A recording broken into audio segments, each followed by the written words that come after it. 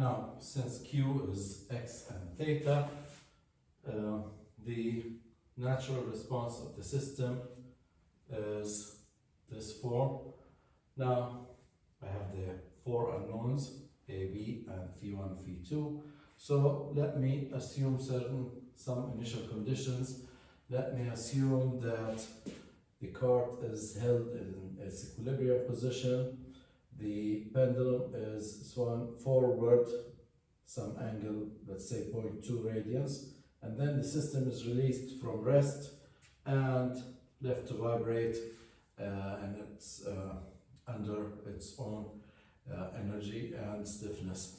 So the initial conditions will be the cart will not be moved, will be initially at rest in its equilibrium position, so that would be 0. The pendulum at time 0, we swing it forward, say 0.2 radians, and the system is released from rest, so that means that x dot at 0 is 0 and theta dot at 0 is also 0. So here I have 4 initial conditions, and I have these two equations.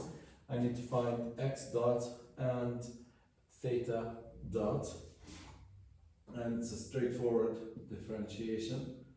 X dot equals negative 2.893 A, this becomes sine 2.893 T plus phi1, and then negative 5.59 B sine 5.59 T plus phi2, and for theta dot of T, this will be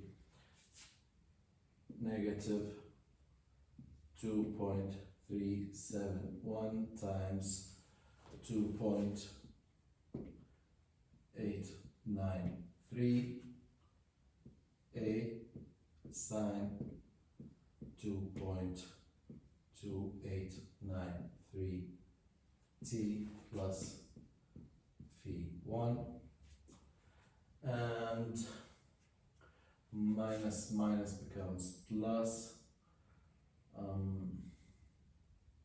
2.293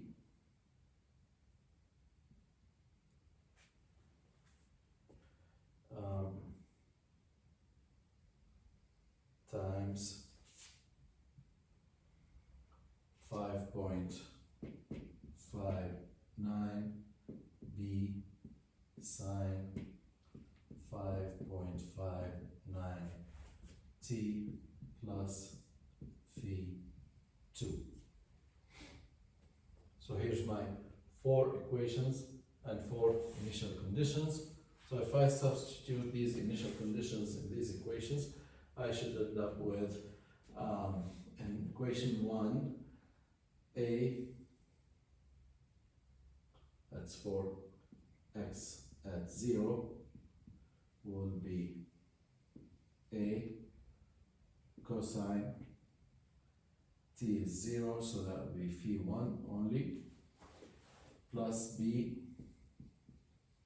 cosine phi2, and x is 0 is 0, so here's equation 1. Second equation is for theta at time 0, which is 2.371 A cosine, this is 0, so this is phi1, minus 2.293 B cosine phi2, and theta at 0 is 0.2, equation. Third equation is for x dot at 0. And go over here. X dot at 0 is negative 2.893a sine phi 1 and negative 5.59b sine phi 2, and this is 0. And for my last equation, theta dot at 0 would have negative 6.68 a sine phi 1 and plus 12.82 sine phi 2 equals, and this initial condition is 0. So I have my 4 equations and 4 unknowns. You can solve these equations using whichever method you like, manually, by software. Using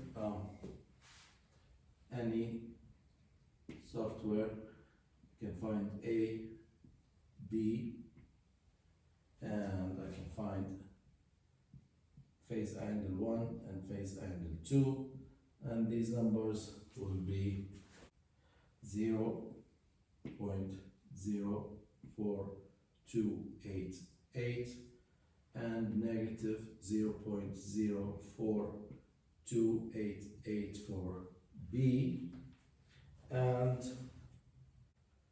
negative 6.283 and 12.57.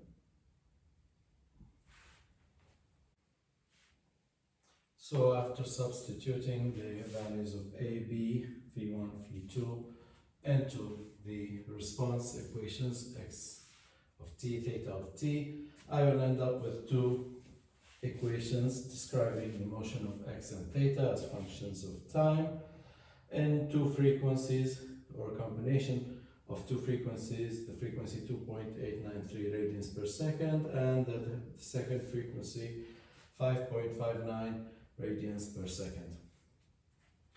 So this is how we do how we determine the natural response using step-by-step analytical and numerical analysis. Now, I can use software to help me in cutting short some of these steps, and now I will show you how I can do what we did right now much faster using a software package. I'm going to use MATLAB here to determine the same natural response, and let's compare the natural response we get from using MATLAB and the one we got here using manual calculations.